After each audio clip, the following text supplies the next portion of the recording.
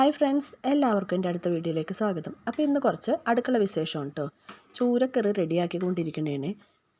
അപ്പോൾ നല്ലതുപോലെ തിളച്ചൊക്കെ വരണുണ്ട്. ഞങ്ങൾ പുളിയിട്ട് പറ്റിച്ച് മുളക് ചാറ് പോലെയാണ് കേട്ടോ ചൂരക്കറി വെക്കുന്നത്. ചിലർ ഇങ്ങനെ തേങ്ങാപ്പാലൊക്കെ ഒഴിച്ച് വെക്കാറുണ്ട്. പക്ഷേ ഇങ്ങനെയാണ് ഞങ്ങൾ ഇവിടെ വെക്കണത്.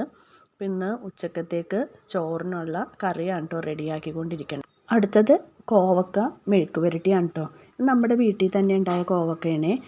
നല്ലതുപോലെ കോവക്ക ഉണ്ടായിട്ടുണ്ട്. അപ്പോൾ മിക്ക ദിവസവും ഞങ്ങൾക്ക് കോവക്കയുടെ തോരൻ എന്തെങ്കിലും കാണും കേട്ടോ. അല്ലെങ്കിൽ കോവക്ക ഫ്രൈ ചെയ്യും. കൂടുതലും ഇതുപോലെ കറിയായിട്ടാണ് വെക്കുന്നത്. ഇതിപ്പോൾ റൗണ്ട് ഷേപ്പിലാണ് അരിഞ്ഞേക്കുന്നത്, അല്ലെങ്കിൽ നീളത്തിലായാലും നമുക്ക് അരിഞ്ഞെടുക്കാം കേട്ടോ. ഫ്രൈ ചെയ്താലൊക്കെ നല്ല ടേസ്റ്റാണ്. നമ്മുടെ വീട്ടിൽ തന്നെ ഉണ്ടാവുന്ന ഒരു പ്രത്യേക ടേസ്റ്റ് ആയിരിക്കും കേട്ടോ. തേങ്ങയൊക്കെ ഇട്ട് നമുക്ക് തോരൻ വെക്കാം. ഇതിപ്പോൾ വെറുതെ ഉള്ളിയൊക്കെ അരിഞ്ഞിട്ട് വെച്ചേക്കുന്നതാണ്.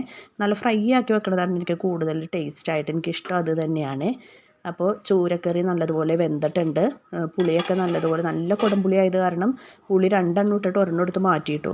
അല്ലെങ്കിൽ നല്ല പുളി വരും. ഇവിടെ ആർക്കും അങ്ങനെ അധികം പുളി അങ്ങനെ ഇഷ്ടമല്ല. ഇന്ന് രാവിലെ ബ്രേക്ക്ഫാസ്റ്റായിട്ട് പുട്ടും പപ്പടവുമായിരുന്നേ.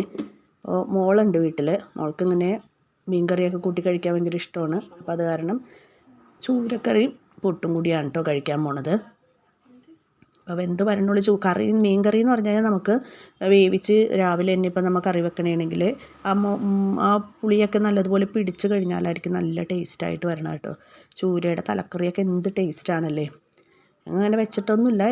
ഇതുപോലെ ഇങ്ങനെ മീഡിയം ചൂര വാങ്ങിക്കുമ്പോൾ അതിൻ്റെ തല കറി തന്നെ ഇട്ട് അങ്ങോട്ട് വെക്കുകയാണ് ചെയ്യണത്. പപ്പടം ഉണ്ട്. അപ്പോൾ മോൾക്ക് വേണ്ടിയാണ് കേട്ടോ. ഞങ്ങൾ പപ്പടം കൂട്ടിയാണ് കഴിച്ചത്. മീൻകറിയും കൂട്ടി പുട്ടൊക്കെ തിന്നൊരു പ്രത്യേക ടേസ്റ്റാണ്. അപ്പോൾ ചോറൊക്കെ നേരത്തെ തന്നെ റെഡി ആയിട്ടുണ്ട്. ഇനി അടുത്തത് അടിച്ചൊക്കെ ഇട്ട് കഴിഞ്ഞു. തുടക്കലും എല്ലാം കഴിഞ്ഞു. ഇതെല്ലാം കഴിഞ്ഞിട്ട് ഞാൻ എൻ്റെ പൂന്തോട്ടത്തിലേക്ക് പോകും കേട്ടോ. വലിയ ഗാർഡനൊന്നും അല്ല, എന്നാലും അതിൻ്റെ ആ ഇലകളും അതും ഇതും പുഴുവും അതൊക്കെ നോക്കുന്ന ടൈം ഇതാണ് കേട്ടോ. പണിയൊക്കെ കഴിഞ്ഞിട്ട് അതൊക്കെ നോക്കും. ഇതിപ്പോൾ നമുക്ക് ബിഗോണിയ പ്ലാന്റ് ആണ് നിൽക്കുന്നത്. ഇലച്ചെടികളോട് എനിക്ക് പ്രത്യേക ഒരു ഇഷ്ടമുണ്ട് കേട്ടോ. പൂച്ചെടീനേക്കാൾ കൂടുതൽ എനിക്ക് ഇലച്ചെടികളോടാണ് ഇഷ്ടം. ഈ ബിഗോണിയ എന്ന് പറഞ്ഞാൽ നല്ല ഹൈറ്റ് വെച്ചുകൊണ്ട് ബിഗോണിയാണ്. അപ്പോൾ അതിന് താങ്ങായിട്ടൊരു പൈപ്പൊക്കെ വെച്ച് കൊടുത്തിട്ടുണ്ട്. എന്നാലും അതങ്ങനെ അതിൻ്റെ ആ സ്റ്റെംസിന് കുറച്ച് സ്ട്രോങ് ആയിട്ടുള്ളൊരു സ്റ്റെം അല്ലല്ലോ. കൂടുതലിങ്ങനെ വെള്ളം കൂടുതലുള്ളതാണ് ബിഗോണിയയുടെ സ്റ്റെമ്മൊക്കെ. അത് കാരണം ഇതിങ്ങനെ വീണങ്ങോട്ട് പോകും. വെള്ളമൊക്കെ ഒഴിച്ചു കൊടുക്കണം നമ്മൾ വൈകുന്നേരമാണ്. ഉച്ച നേരത്തായാലും ഞാൻ വാടി നിൽക്കണം കണ്ടു കഴിഞ്ഞാൽ ഞാൻ അപ്പോൾ ഒഴിക്കും. ശരിക്കും ഉച്ചക്കൊരു വെയിലൊക്കെ ഉദിച്ച് വന്ന സമയത്ത് ഒഴിക്കരുതെന്നാണ് എല്ലാവരും പറയണത്. കരിഞ്ഞു പോകുന്നത്. എനിക്ക് ആ ഒരു അനുഭവം ഉണ്ടായിട്ടില്ല കേട്ടോ. ഞാൻ ഒഴിക്കാറുണ്ട് ഉച്ചക്കൊക്കെ. ഒരു അരണ അവിടെ ഇരിക്കുന്നുണ്ട്. പെട്ടെന്ന് പേടിച്ചു പോകും. എപ്പോഴും അരണ വന്ന് എന്തെങ്കിലുമൊക്കെ കാണും. നമ്മൾ പെട്ടെന്ന് വാലൊക്കെ കണ്ടു കഴിയുമ്പോൾ പാമ്പാണോ എന്നൊരു സംശയമായിരിക്കും. എനിക്ക് പല്ലീനെ വരെ പേടിയാണേ.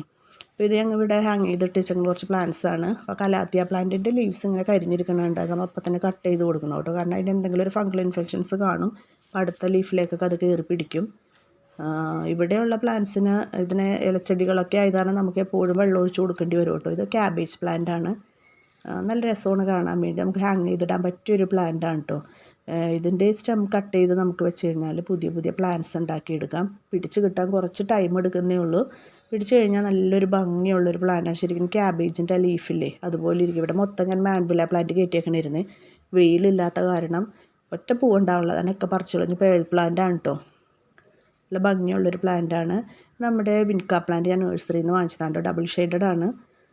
അതിങ്ങനെ കുറേ നാൾ നിൽക്കും കേട്ടോ. നമുക്ക് ചെടി നടണം എന്നുണ്ടെങ്കിൽ പൂക്കളുടെ ചെടികളിൽ ഏറ്റവും നല്ലത് വിൻക പ്ലാന്റാണ്.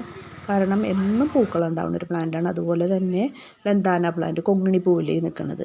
ഇതിപ്പോൾ റോസാണ് കേട്ടോ. ഞാൻ അവിടെ താഴെ ഷെയ്ഡിലാണ് വെച്ചിരുന്നത്. അതിപ്പോൾ വെയിലത്തോട്ട് ടെറസിൻ്റെ ആ സ്റ്റെപ്പിലേക്ക് വെച്ച് കഴിഞ്ഞപ്പോഴേക്കും കൊല കുത്തിയാണ്ട് എന്തൊരു മാറ്റമാണെന്ന് അറിയാം. കൊല കുത്തി അതിൽ പൂക്കളുണ്ടാവുന്നുണ്ട്. പിന്നെ ഇതൊക്കെ ഇവിടെ വെച്ചേക്കുന്ന ചെടികളാണ് കേട്ടോ. പൂച്ചെടികൾ ഇവിടെയൊക്കെയാണ് വെയിലത്താണ് വെച്ചേക്കുന്നത്. പിന്നെ നമ്മുടെ ഇവിടെ നിന്നാണ് കോവക്ക ഞാൻ പറിച്ചത് പന്തലിപ്പിച്ച് കയറ്റിയേക്കണേന് കേട്ടോ.